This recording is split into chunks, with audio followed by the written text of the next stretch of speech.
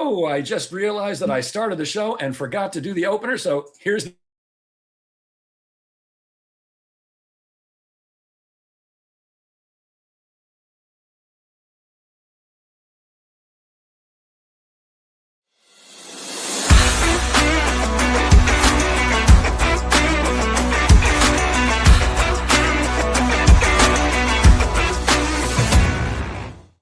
Well, that's a first. That's the first time I forgot to do the opening song before I started the show. So here we are.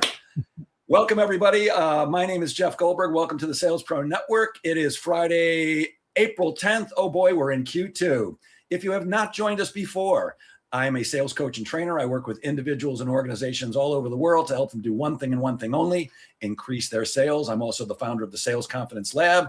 And if you have joined us before, you know that every Friday at 10 a.m., I either do a live training or a live interview with somebody who can add value to the profession of sales. And today is no exception, my friends. I've been reminding you at the beginning of most of these podcasts, and I'm going to do that again today, that we are now in Q2. 1/4 of the year is gone. And if you are not at least 25% on the way to hitting your annual goal, you need to get some help, and you need it right now. You don't need to hire a coach like me. You can read a book. You can go to a seminar. There's free videos on YouTube, but get the help you need. If you've got a manager, if you work for a corporation, go to your manager and say, hey, I'm a little bit behind. I need some help. But the one thing you do not want to do is you don't want to wait till Q4, till October, till November to call a guy like me or today's guest and say, hey, I'm not going to make it. What do I do? My answer is going to be the same as it would be to anybody at that point. You should have called me at the end of Q1 because it's too late. I can help you now for Q1 next year, but it's too late to save your year. But now you still have 3/4 of the year left. That sounds like a lot, but time goes very, very quickly. So get busy right now. And with that, it's my pleasure to introduce our guest, who I asked for the pronunciation of his name about 2 minutes ago and have already forgotten. I think I've got it. He is his free educational platform, which is logisticsales.com, has one simple goal, and that's to provide free global training around sales and entrepreneurship, and to teach people how to do business from a place of service, ethics, and creating real value. And with that, please welcome today's guest, Daman Grewal. Did I do that right? Is Daman Grewal? That was perfect, Jeff. You nailed it. So thank you so much for having me. Sales Pro Network, I love it. So professionalism in sales. I kind of like those connotations, and yeah, I think you're a great guy to be able to introduce that to your audience, right? Well, I've been trying for 4 years, my friend. I've been trying for 4 years. Before I get to all the questions I have for you, would you please give us maybe the 1 to 2 minute version of your background? What brought you up to this point? Background, essentially, I've been doing sales for long time. Started in business in about 1997, so going back quite a few years back. And yeah, I always wish I had a mentor. I always wish I had someone that could kind of teach me the ropes. And again, I went through a lot of situations where I got to see how people ran good businesses, and I also got to see how people ran not so good businesses. And so kind of taking from all those learnings, I was trying to adapt that to just be able to teach people. And we were trying to do it privately for a while. But yeah, the one-to-one and one to, the online Zoom meetings just wasn't cutting it. It was just, there was still too much demand that was coming in. And so we said, okay, let's create a platform that's kind of free globally. And, Jeff, I think that the hardest thing was trying to motivate people. I used to notice people used to come there for motivation. That was, to get people to act is very difficult. But, every week people would show up, and we would have meetings twice a week online, and we would have in-person stuff as well. But, again, I just figured a platform like this was needed to just kind of let people do it at their own pace. And so that's why we kind of started Logistics Sales. The demand came from over 65 different countries around the world. And that was something else that we also noticed, was that a lot of people were looking for North American education globally. And with the US being one of the largest economies in the world, I think people want to tap into that and say, hey, how are they doing that? And can we learn something? And so I think, communication, sales, entrepreneurship, I believe is just globally known everywhere for, their fundamental skills that need to be known globally. And I think, people can relate to it very easily. Everybody wants to have success in their lives. And I think, financial freedom is available to anybody. And that's, really why we want to put that out there and say, hey, you know what, there's people out here willing to help. And I think, a foundational base of that to help the world is something that I want to be a part of.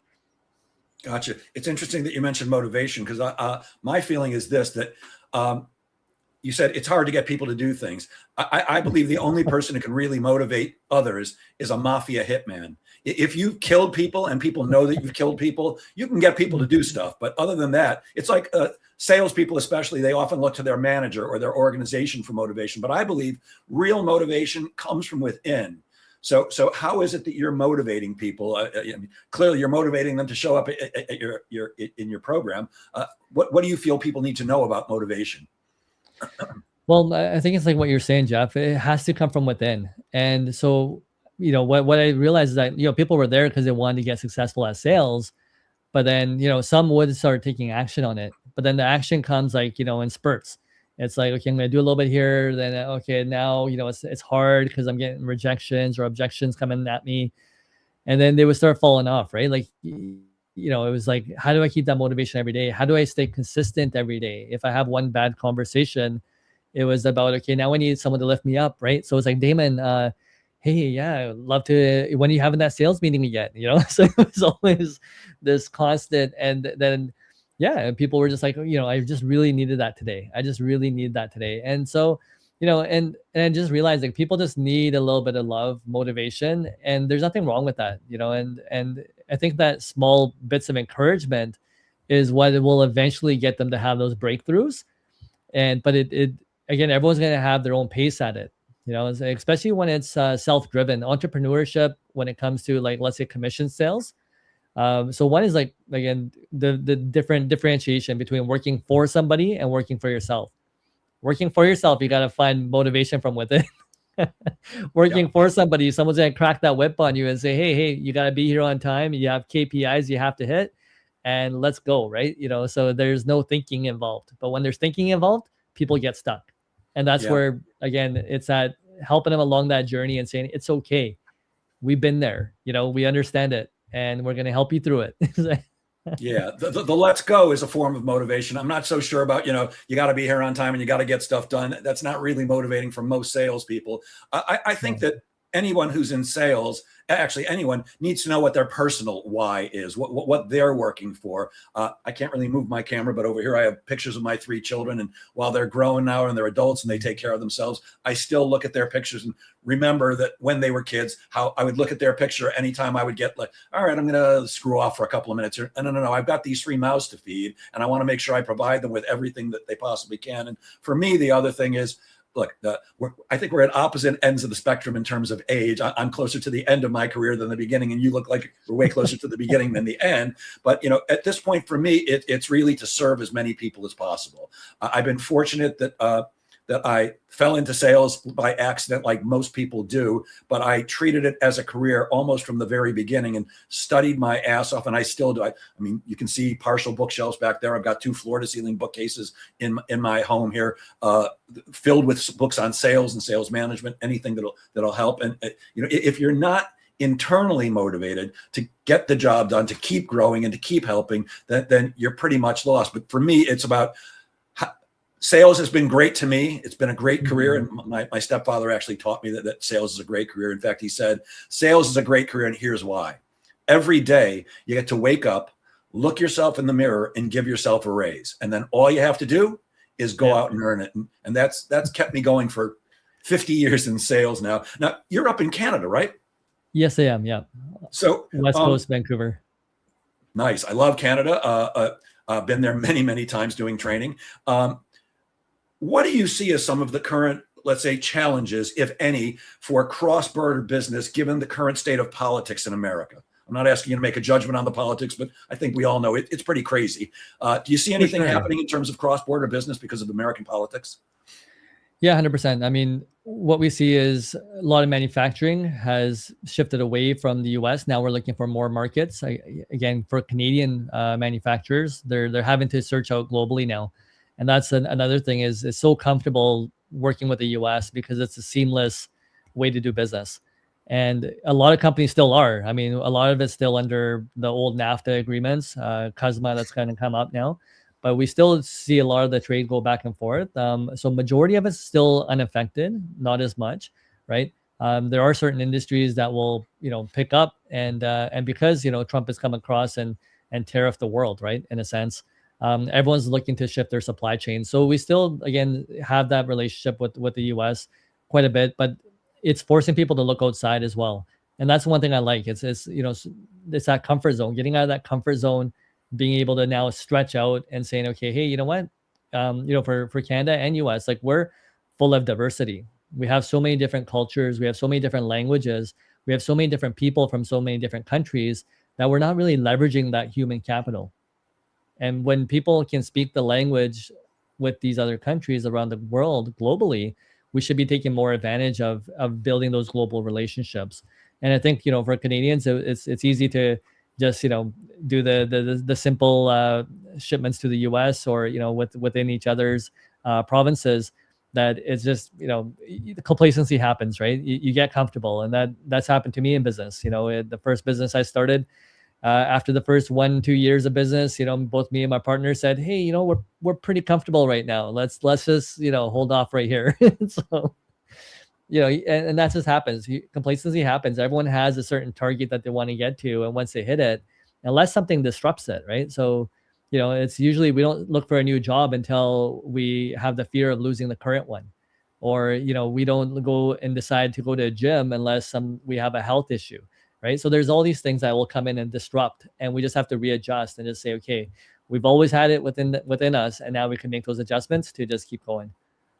Got it. Now, unlike me, who does not specialize in any particular industry for my training or my coaching, you specialize in the logistics industry. Why logistics? Why don't you define, for people who don't know what logistics are, why don't you define what are logistics and why do you specialize in that industry? So logistics is simply moving something from point A to point B. And when we realize, like in our industry, especially in trucking, what we say is, if you bought it, a truck brought it. So anything you touch that's pretty much at a store has been brought to you by some form of transportation. And so I got into this industry really young, at a just pretty much out of high school. And it was one of my first jobs. I didn't realize, what it really was. I didn't think of it as a career. I was just trying to save money to finish my schooling off, and realizing that, there's actually opportunities here. And then, the trucking company I was working with was doing cross-border Canada-US movements. And what I realized is that even for the immigrants that were working in the company, they were all actually making fair wages, and actually pretty decent wages. And this is back then, like, this is the first time I started seeing immigrants driving luxury cars. And I'm like, wow, this is kind of interesting. Like, how are they doing this? And so, yeah, it piqued that curiosity. One thing I liked about it, it was an equal opportunity employer. And I saw opportunities in it. And every time I tried to step away, somebody brought me back. It's like, run my business. So I ran, different businesses, and then eventually opened up my own. And then I knew, this was going to be what I was going to be doing my schooling for. So I went to night school to do my schooling in international trade and transportation, and yeah, got my degree finally, and continued on with transportation ever since. Gotcha. And what was the phrase you used? If something happened, a truck brought it. What was that? Yeah, if you bought it, a truck brought it. Got it. Yeah. One of the things I love about being a generalist is I get to work in a lot of different industries and learn a little bit about each of them. And it's cool when you start seeing things that you knew they were there. I mean, I've always seen trucks, but you don't think about how they affect everything. I worked a lot with a company up in Canada called Livingston International, who are also in the logistics industry. And it was like, as I'm working with them, I'm going, oh, I didn't realize. Oh, wow, isn't that cool? It's like my daughter is an engineer. She's an aerospace engineer. And I didn't really think about engineers until she started going to school for it. And then I realized everything was built by an engineer. The rocket that took off, the Artemis 2, that was built by engineers. But so were the trucks that move things around, and the rails that the trains ride on, and everything is engineered. So logistics is a very cool industry and way more complicated than people expect. On your site, logisticsales.com, you suggest that everyone has the potential for greatness. Is everyone truly capable of greatness, or is it meant for only a select few, while the rest of us have to settle for okay or good? No, I think it's available to anybody. And the reason I say that is the years that I've spent coaching, mostly what I do is just help people take their blocks off. And what I realize is that so many people just have all these filters that are on their mind, that, again, that's the only thing that we're trying to take off. Like it's like these fears, the fear of pain, the fear of rejection, the fear of loss, right? So again, when we're starting to take away all these fears that people have, then you can start getting them to move forward in life. And that's essentially what I've seen. Everyone's just naturally good at communication, right? When we look at kids and we look at children, children know how to get what they want. And Yes, they do. yeah, they know how to use repetition. They know how to use follow up. They know how to handle objections really well. They can read people so well.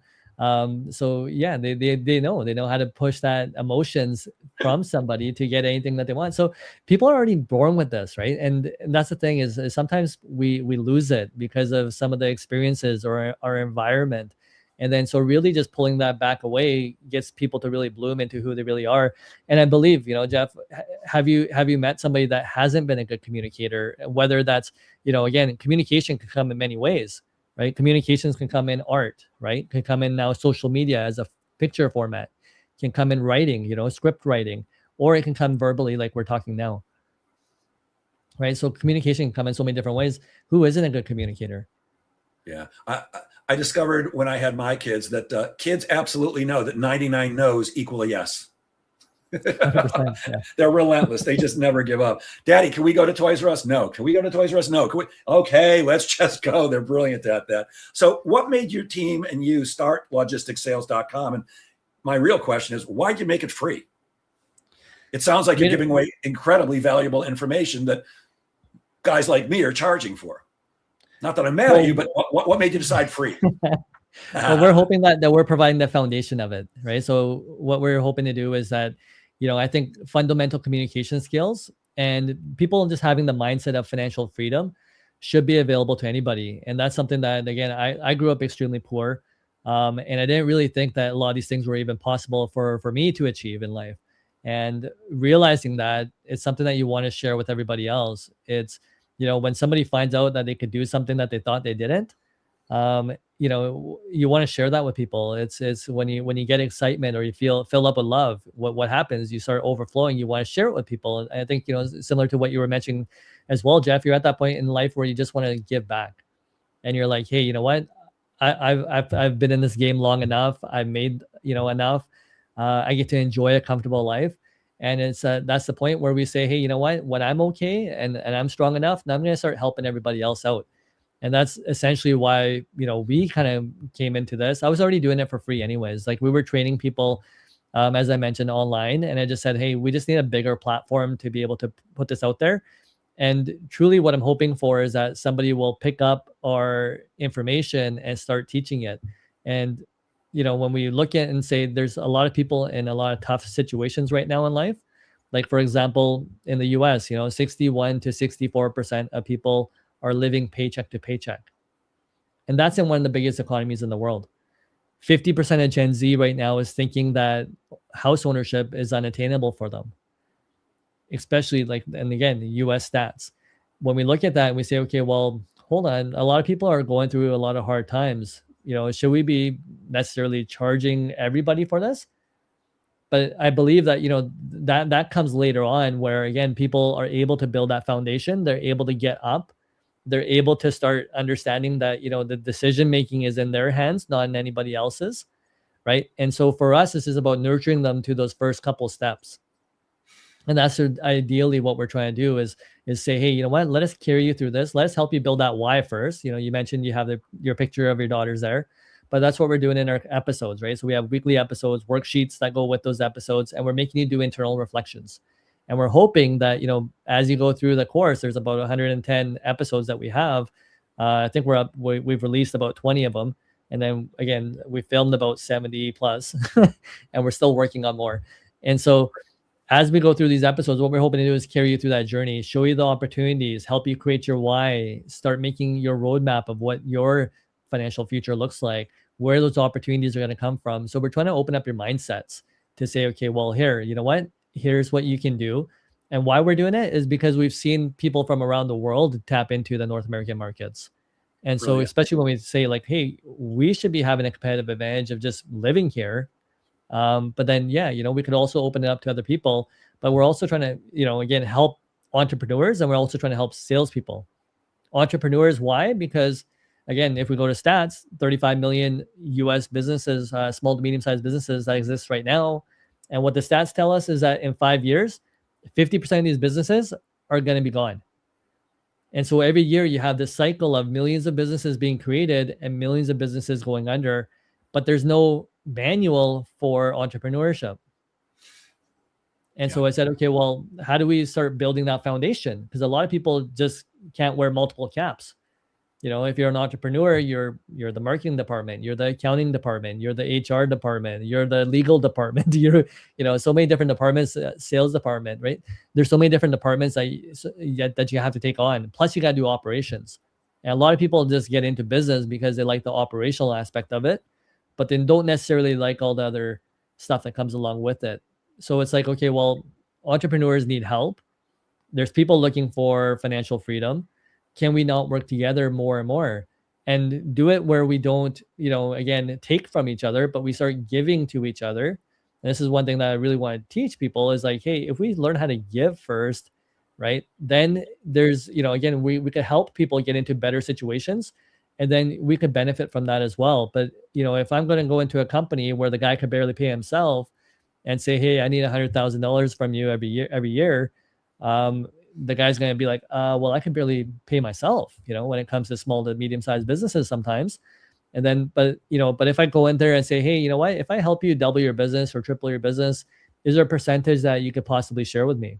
And so negotiating some of these things, you're just helping people create win-win situations, and even if you're currently working at your current employer, and you're looking for that greater opportunity, we're teaching you those communication skills to come at it from service. And saying again, hey, what can I do for the company? I understand that if the company does well, then I could probably, possibly get the raise that I'm looking for, or start creating the income streams that I'm looking for. Or, if I'm learning a skill set, can I apply that to different businesses, even part-time, where somebody can't really afford a full-time employee, but I can start, contracting the work out. And so we're trying to give people creative ideas. One is we're just trying to expose them to it, but then we're also trying to give them like that creativity to say, hey, you know what, whatever fits into your wheelhouse, not what Damon's telling you, not what Jeff's telling you, but what do you want that you're really gonna, go after, and you're gonna want to do from the inside? Because we talk about that. It's something that has to come from within to really, get to the outside where you're gonna have your success. Yeah, that's one of the many things I love about sales. Like you, I grew up poor. I mean, we were in abject poverty, but my mother was a single mom and she struggled. And I'm a college dropout and I do all right. Sales has given me the opportunity to make more money than many human beings, if not most. I mean, I get what doctors and lawyers get. It used to be that doctors and lawyers made gazillions of dollars and everybody else was down below them. But sales has given me the opportunity to do very well. And that is one of the reasons why I love giving back like you do, because I see it as for somebody who doesn't have a particular skill or a particular talent or maybe even a particular direction, because I was somebody who really didn't have a direction other than, let's be rich and famous and, all that stuff. But it wasn't like I went to college for a couple of years, but I had no idea what I actually went to college for accounting because I sucked at math so badly in high school that my guidance counselor called me in at the end of my junior year and said, look, you failed algebra twice. I'm sorry, you failed geometry twice now. You're not going to get out of high school unless you do something. I said, well, what am I supposed to do? I don't understand X and Y, and I don't understand angles and stuff like that. I don't know why I need them. She goes, why don't you try accounting? So I took an accounting class in my senior year of high school and aced it. Straight hundreds, made perfect sense. She calls me back in and she goes, you should be an accountant. Go to Baruch College here in New York City, what was known as an accounting school. So I went there. Unfortunately, I found out when I got there, I had to take an entire year of no credit geometry because I had never passed it in high school. And college accounting was more about formulas, which I hated. So that's when I got a part-time job at a furniture store, and that started my sales career 50 years ago.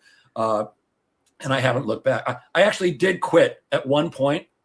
I got tired of, the ups and downs of commission sales. I wasn't as astute as I am now. And I took a job actually working for Air Canada. In reservations. I went through their training program, which was 2 weeks. And I'm the first day on the phones. I've got my headset. I'm sitting at my computer. And, They told us we can talk to the person next to us as long as we don't have a client on the line. So I'm talking to the guy next to me. I said, how do you get a raise around here? This is my very first day on the phones. How do I get a raise around here? He goes, oh, it's automatic. After 3 months, you automatically get a raise. I go, oh, what's it based on? He goes, oh, it's automatic, 25 cents an hour. I said, well, what if I do really well? He goes, 25 cents an hour. I said, what if I do badly? He goes, 25 cents an hour. I raised my hand. I called the supervisor. I said, I quit. And I went back into sales. How do you see students and entrepreneurs actually working together through your platform to create real opportunities?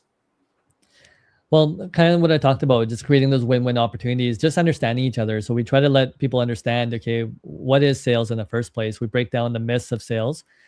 First is just saying, hey, sales is just basic communication. Can you problem solve and help people?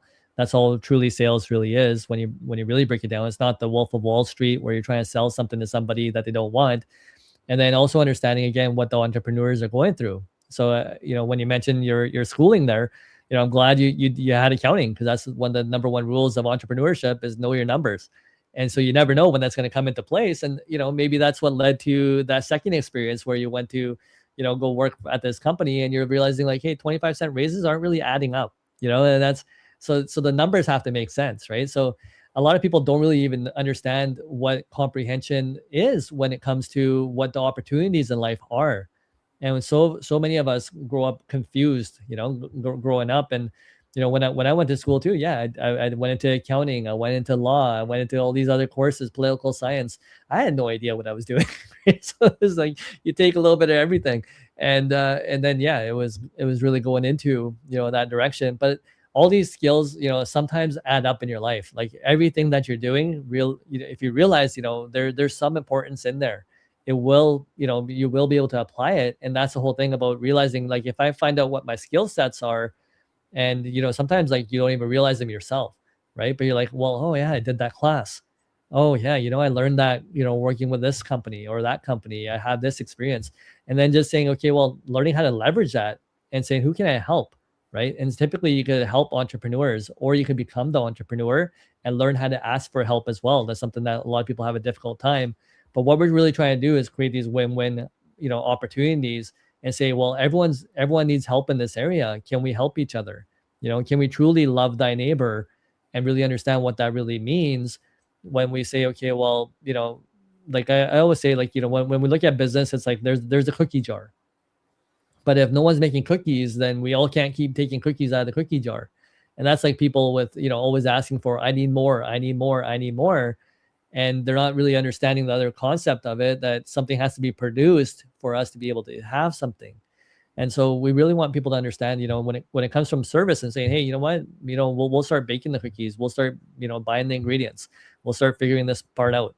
Those, when we understand the entire picture, then we can create these win-win partnerships. Is going to help everyone kind of succeed. And again, when we see such high failure rates, places like Mexico is even higher, 70%.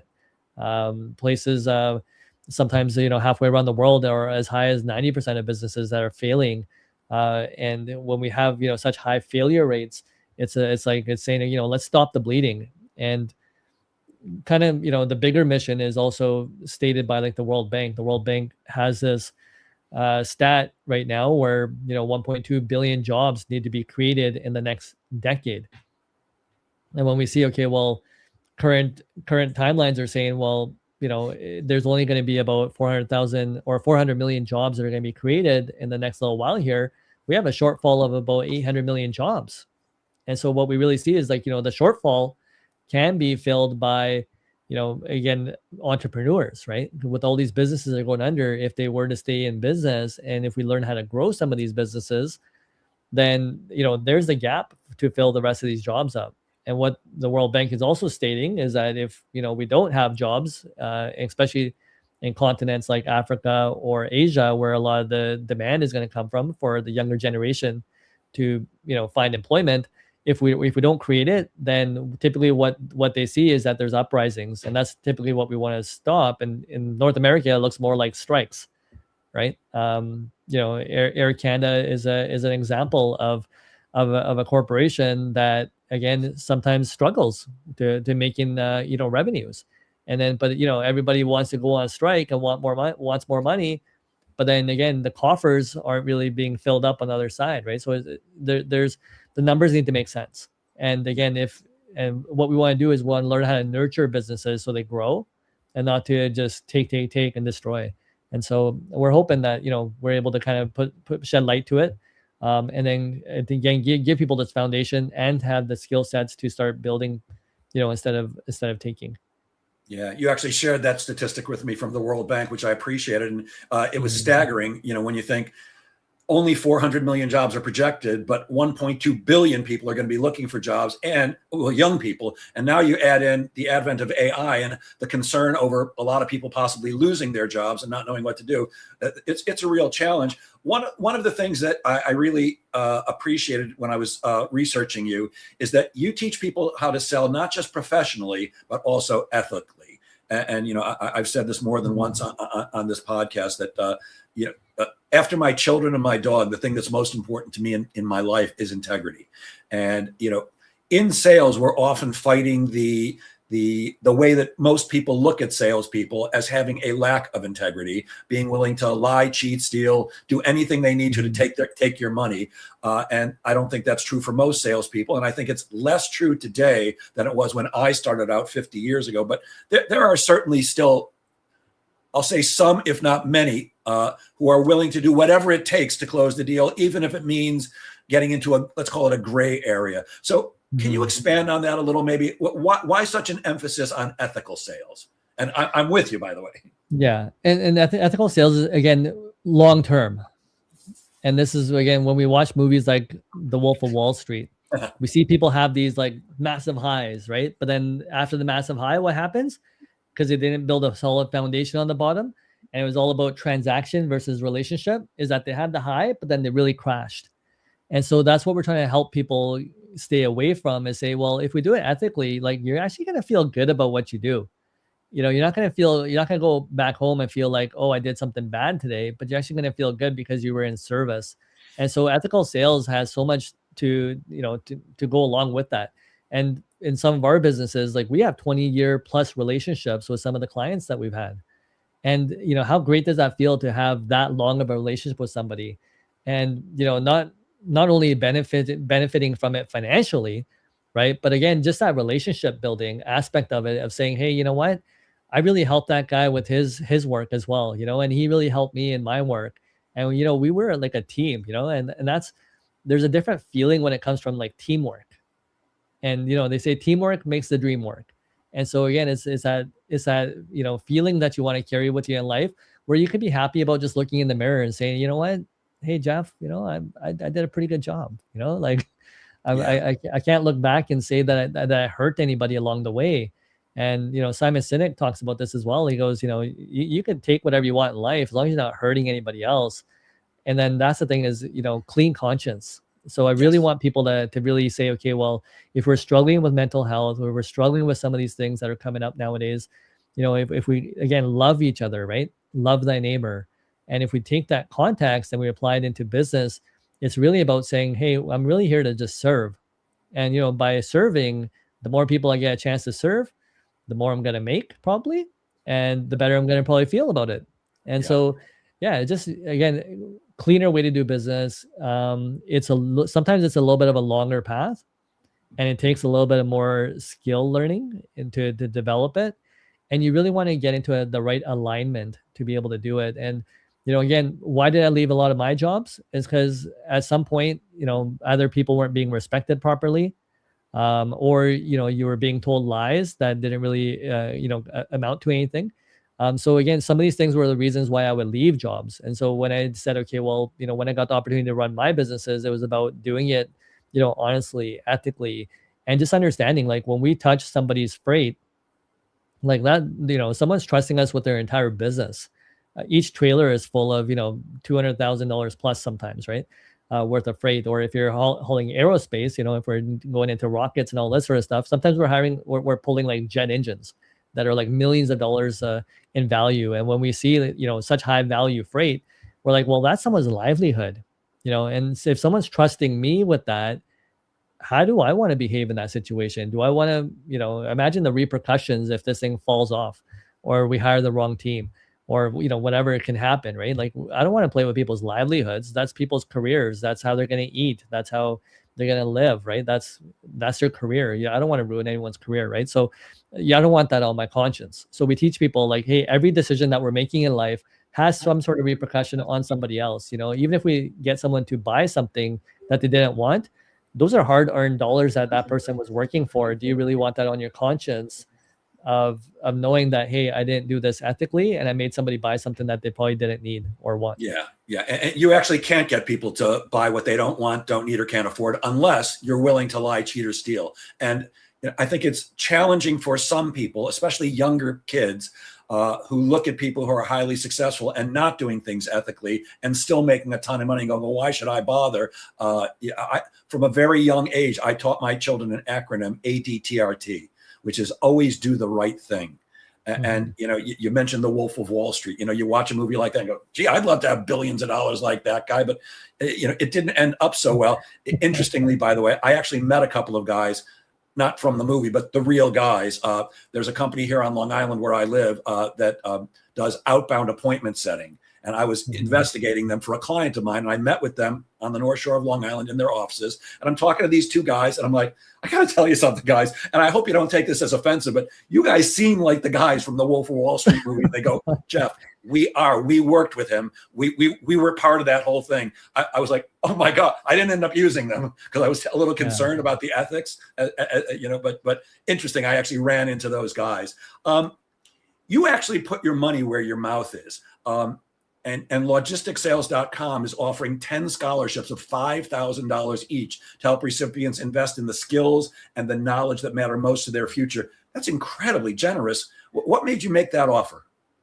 I think it's at 500. So I don't think we're that generous. Ooh, maybe I read it wrong. I'll go back to your website after we get done talking. But if we get sponsorships, yeah, we'll definitely love to put it up to those higher amounts. And again, it was just again, for me, it was just doing the small things, right? Saying, hey, how can we just, show people that we're there to love them and just encourage them across that path. And, it's not a large amount of money in some contexts, but in others, it's enough to buy you that book. It's enough to maybe get you that iPad, maybe enough to get you into something where if you have any limitations in what you're doing, then we just say, okay, if we could just help a few people through that process and just say, we just want to see you succeed, right? Again, it's just that small token of love, right? That we could give somebody and just encourage them along that path. And we, for us, it's just saying, well, what are you going to do with it? It's like when we ask our kids, right? We definitely want to encourage them in anything that they do in life,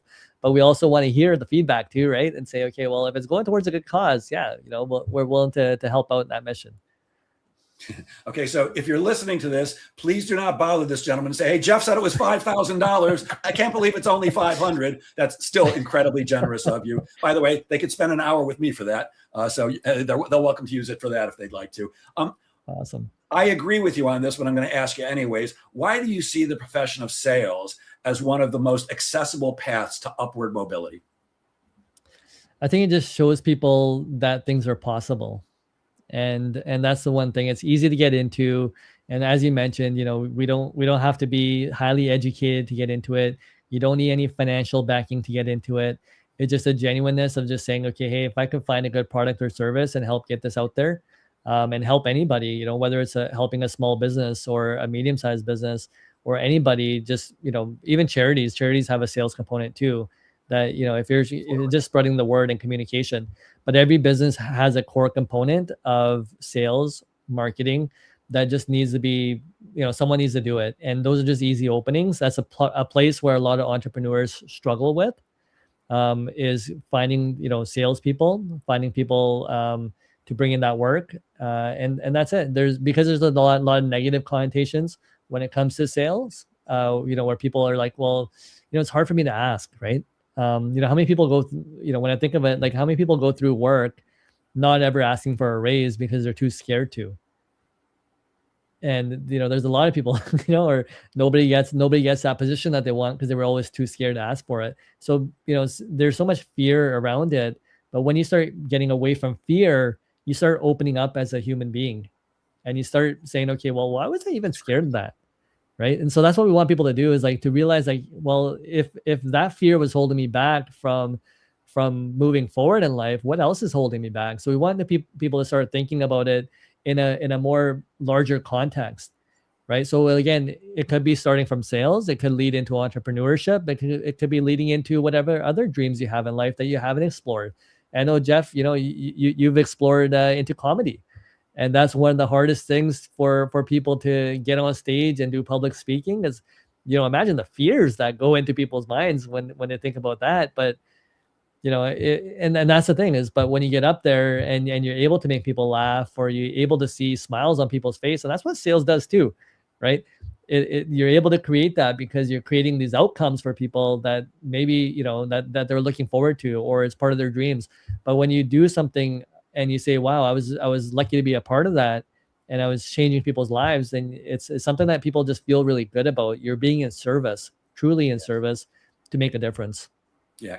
And comedy is sales. You're selling a joke. You're selling the laugh every 10 to 15, 20 seconds. And the cool thing about it, which can be also a bad thing, is many sales take a day, a week, month, sometimes years. There's no waiting. You're either getting this, you're closing the deal in 15 or 20 seconds, or you're not. The feedback is immediate, which is usually good unless they're not laughing. But I was very fortunate when I started my comedy career, which is only 4.5 years ago, because I'd been on stages for 20 years already. So I don't have that fear. And I think most people, it's the fear of no. It's the fear of rejection. Why they don't ask for the raise? Why they don't ask for the promotion? And I was taught something years ago by a VP of sales that I was working with his company. He actually, every company he went to, he'd bring me in, which was fantastic. And at one point, I'm doing a training for his team, and he comes up to the front of the room, and on the flip chart, he writes SW, SW, SWN with an exclamation point. SW, SW, SWN. And he looked at me and goes, Jeff, you know what that means? And I'm standing in front of a room full of salespeople going, no, I don't know what that means, Mark. And he said, it means some will, some won't, so what? Next. And just like the thing that my father taught me about sales being a great career, this has stuck with me for years. Some people are going to do business with you, and some people aren't going to do business with you, and that's okay. I don't know about you, but every time I speak to somebody who tells me I close 100%, I go, really? I should take your class because I don't close 100%. In fact, well, it depends on what service I'm offering. In coaching, I close 85% of the people who come to me. But in sales, when I'm selling sales training to large corporations, it's 42%. Now, that's a pretty high number, but that still means that more than half the people that I speak with say no to me. And that's okay, because bringing it back to what you said before, I know my metrics. And while I don't love numbers, I've learned that numbers are important to me, knowing that it's going to take me 5.8 people to say no to me to get to the 4.2 who are going to say yes. And I'm not sure how you get 0.8 or 0.2 of a person, but I think you get my drift. So when you know that, it enables you to keep the smile on your face, even though you're not thrilled for the 4 or 5 or 6 no's. If you know, well, great, I've got 6 no's, that means I'm going to get 4 yeses, or I'm going to get 2 more no's and then 6 more yeses. One of the things I often say is salespeople lie, the numbers don't. Yeah. Well, and it's okay to start from lower numbers in the beginning. It's understanding that, hey, it's a process. And that's the thing that is where, again, we try to carry people through that process, is just say, you know what, sometimes the numbers may be 1 in 100. It may be 1 in 1,000 sometimes. Right. But again, at least if you keep on going, you're eventually going to get better. You can't get worse. Right. So that's the thing, too, is when even, if it comes to comedy, right, if you get started, you can only get better from that point on. You're not going to get worse. The beginning may not be the best. Right. The first podcast that we put out may not be the best, but then eventually we get better at it. And then we actually get used to like the questioning that people are going to be asking us. We get used to the different responses that we get, or the different answers that we come up with, right? So we're learning. It's a learning process. And the more repetition we put into it, hopefully the better we're going to get. Yeah. One of the biggest challenges almost all salespeople face is the ability to generate new business. Every coaching client that comes to me, every company that I walk into, the number one challenge is almost always, I'm not getting enough appointments with decision makers. So in your programs, what suggestions do you have for sellers regarding prospecting? Well, we take a look at a few different things. Sometimes you just want to take a look at the entire process and say, okay, well, is it maybe the verbiage that you're using when you're communicating with somebody? What type of tonality are you using? So it's about doing an internal check and saying, okay, how, do you feel even comfortable selling your product or service in the first place, right? Like let's do an internal checkpoint there. And then again, are we doing it transactional based or are we doing it relationship based? So take a look at some of the fundamentals. After that, it's looking at saying, okay, well, what are the objections that are coming back our way? So it's listening techniques to say, okay, let's really understand why we're getting, rejections on this, or we're not getting enough business, right? So if we're not getting enough business, okay, maybe our value proposition isn't right. So we're looking at different parts of our marketing and sales kind of sequence to say, okay, well, what are we missing here? What are people not really truly understanding? And then it may be where you have to maybe refine your product or service to actually get the value to be able to get, something back in return. But it's going through, some of these internal processes. Again, it would vary depending on what we would see on the other side, right? So asking us, sometimes questions, what part of the process do you feel like you get the most stuck in? And so we can only take somebody from where they are to where they want to get to if we really understand what they're really running into as a problem. So learning how to ask the right questions would be there. Even learning how to get feedback. So if you pitch somebody and it didn't work, don't be scared to ask for feedback in that situation too, and say, hey, you know what, after the situation's over, but you can go back and say, hey, is there something that maybe I did wrong, or is there something that might have made you not want to buy this product or service from me, right? So getting feedback is important too, and just being okay with that, and just saying, it's not the end of the world, but if I can learn to become better. And then, that should be the name of the game always, is how can I grow? How can I become better to be able to move further past this? And the worst is when people just do the same thing over and over again. And then you wonder why they're not getting any results. It's because, well, you're not willing to change, right? They always say, if you're willing to change, then your results will change, right? If you're looking for change on the outside, but you're not changing yourself, then it's probably not going to happen. And so again, there's a lot of various things in there. And again, when we go through our program, what we're trying to do is we're just trying to give people more ideas, right? And that's typically what it is they're just feeling stuck because they've only learned one way to do sales. They've only learned one way to get business. And sometimes they just haven't, expanded their mindset enough to realize, oh, okay, I need to get out of myself to realize what I'm doing. So, and this is where, again, I think people like yourself, Jeff, would be able to help people. For us, it's more foundation based, but you could probably spend that time with them and say, okay, individually, let's see what you're doing. Maybe you show me your entire sales process, and you take the time to go through it. And then, I was listening to something this morning too, and there was a person that was trying to get contracts, and then sometimes whenever he was talking about contracts, he was saying the word the word concern, right? And when he was using negative verbiage, that was making the other person kind of feel a little bit weary as themselves. And we see this a lot of times with new sales reps, right? They're really unsure. Even when they're talking and communicating, they're sounding a little bit more confused versus being confident. And so they're really not sure about how they're really, approaching somebody. So I believe that people feel that energy too.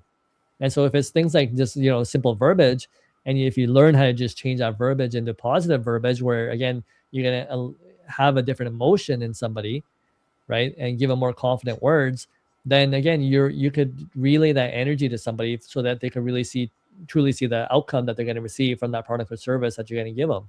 Right. So it's typically if they feel like they're being sold to, right, you usually start stepping back. But if you feel like you're being helped and served, you're going to start leaning in.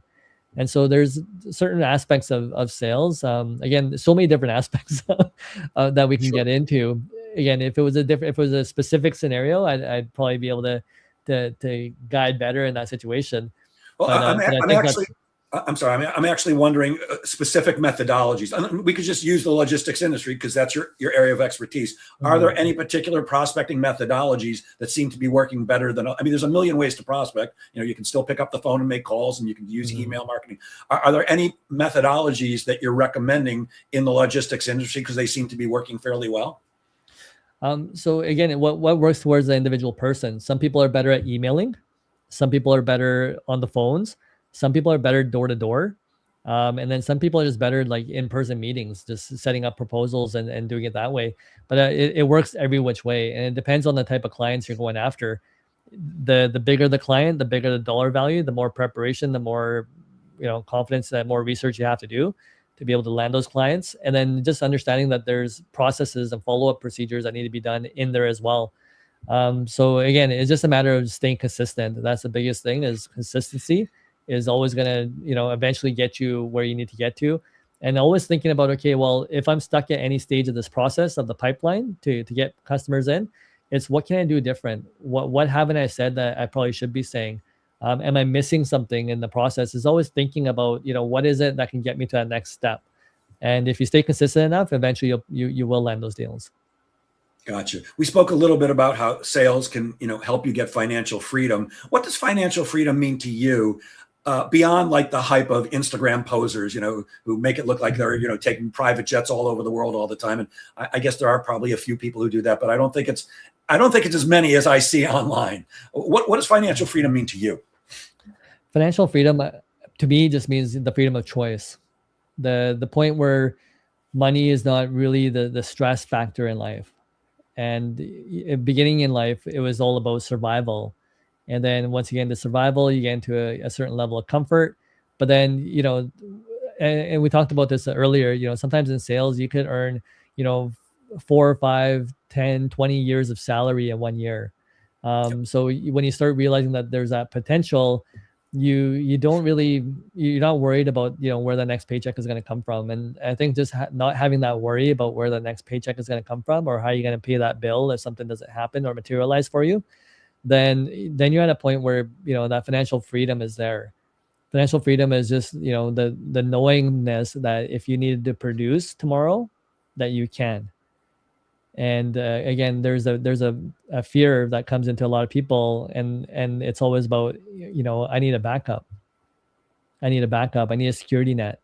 And then, they're just so scared to get away from, that mindset of I'm not sure what the right word for that would be, but they live in obscurity, where they're always thinking that something's going to happen, right? And that's Scarcity, the thing. maybe Scarcity, yeah, the scarcity mindset, and changing that to more the abundance mindset. So yeah, and financial freedom for everybody would mean something different, right? It not necessarily would be the same for everybody. So I'm always kind of careful about how I use those words.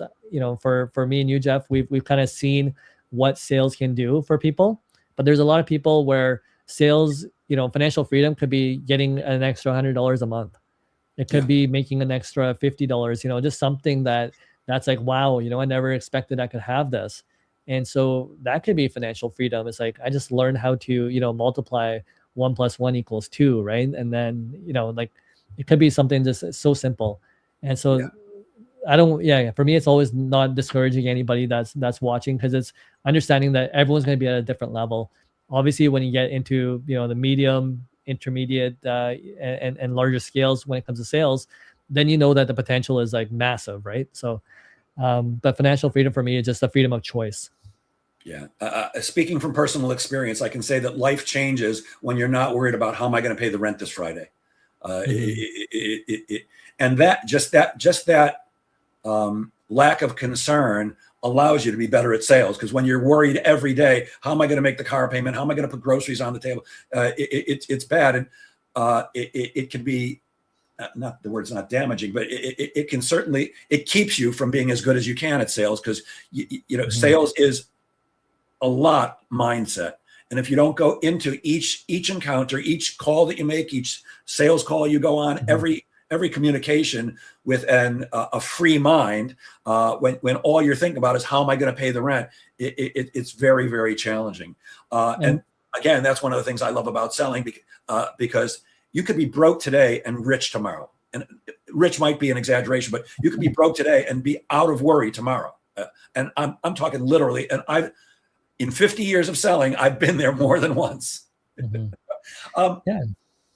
Yeah. Well, even with sales, I mean, it's one of those skills that if you learn this, or if you learn any skill in life that can produce income for you tomorrow, then you're never scared about where that next meal is going to come from. Because anytime, even if you take a risk in life, you'll be able to just, whatever skill sets you've been able to build, whether it's a trade, whether, any skill in communication as well, but you'll be able to pick up and get going tomorrow. Like the people that know how to prompt AI today are never worried because they're like, yeah, you know what? We know how to use AI to our advantage. And again, those are different ways that people can, it's a mindset shift, right? Some people think more about, expenses. And for me, anytime I see expenses, I'm like, I'll just figure out another way to create more revenue. And I'm not worried about this side. I'm just like, okay, I'll just learn how to do this more. And it's like, which one do I want to focus on? I can focus on, reducing my capacity and focusing on this side, or I could focus on increasing myself and growing and saying, yeah, if I just nurture this skill, whatever skill set that may be for you, then it's able to produce. It's like the fruit tree. If you've ever seen a fruit tree when it's small and it's you have to put a lot of time and effort into it, but there's a point where that tree is going to grow so big that the fruit just starts falling off and no one can even eat it all. It produces so much. And, it takes a couple of years to get there. And if you understand that, eventually we keep nurturing, this is going to start blooming and it's going to produce so much that, again, there's no one person's going to be able to eat it. We're going to have to keep giving it away. Right. And that's what any skill set does for you. When you learn how that skill set can earn money for you, can create financial freedom for you. Yeah. We've only got a couple of minutes left. I'm sensing that a lot of what you guys do at logisticsales.com there's a lot of mindset stuff going on. Are you also teaching skills? Is there a particular sales process that you teach? Definitely. We go into a lot of the basic skill sets in the beginning. So just again, emailing, we go into phone calls, we learn in handling objections. Then we get into like negotiations, we get into different sales strategies, different frameworks. But so yeah, there's again 110 episodes that are kind of outlined for the free program that we're providing, and each one has different. Again, we focus on mindset in the beginning a lot first because we figure, okay, you got to be in the right frame of mind. And a lot of times when I'm doing sales training, it's fixing everyone's mindset first. Like that's essentially what you have to do is say, okay, all right, this things are going to happen, right? How do we get back into this mode of saying, okay, like we can make this happen? So yeah, there's a lot of skill sets that we get into, definitely. So again, value propositions, again, different aspects of marketing, different aspects of using technology for your sales. But we do try to teach a lot of those basic fundamentals. Again, we're trying to do the foundational part, and we hope that after, we could steer them all your way, Jeff, and you could help them with, accelerating their sales career afterwards. I'm happy to take them when you're done with them. And I love that you mentioned mindset prominently. I launched a new program about 6 months ago called the Sales Confidence Lab, and it's 12 sessions over 12 weeks. And the entire first session, which is 2 hours, is all about mindset. We don't even get into any, excuse me, no prospecting skills, no selling skills. All that stuff is covered in the other 11 sessions. But the entire first session is simply, what's the mindset you need to be successful in sales? And also, what's the mindset you need to get rid of to be successful in sales? Because if you don't have the right mindset, you could have the best skill sets in the world, you're probably not going to succeed. And unfortunately, I could talk to you all day, but we are out of time. But before we go, I'm going to share my screen. This is live, and there are some people watching live, so they can see it. But this will also get converted to a podcast, and people will be listening. So for the people who are going to be listening, can you please tell them, how can they reach you? How can they, if they're interested in working with you, if they want to be a part of logisticsales.com, how do they make that happen? Yeah, thank you for putting up the slide, Jeff. But yeah, just simply go to the website, sign up to some of our social media channels. We do release the weekly episodes, so you can attend. I would, encourage you to watch the first couple episodes, see if it's something that interests you, and if it's something that you want to try. So again, we're pretty laid back when it comes to it. It's more educational based versus social media type of thing, but it does go at a little bit of a slower pace, 15, 20 minutes an episode, sometimes a little bit longer. But try out some of the exercises that we get you to try. And if you have questions about it and you feel stuck in any way, feel free to leave comments in the social media below. We'll try to get back to you, or we'll do an episode about how we can actually help you, and then help you move forward. Fantastic. And for those again who are listening and not seeing this, it's logistics. That's plural. Logisticsales.com. Check it out, and I think you'll be pretty damn pleased. Thank you so much for sharing your brilliance with us so generously today. I really appreciate it. And I'll end as I always do. Gang, please remember, sales is a game of making things happen. Get out there and make sales happen. Have a great weekend, everybody. Have a great weekend, Daman. Thank you so much. Appreciate being here.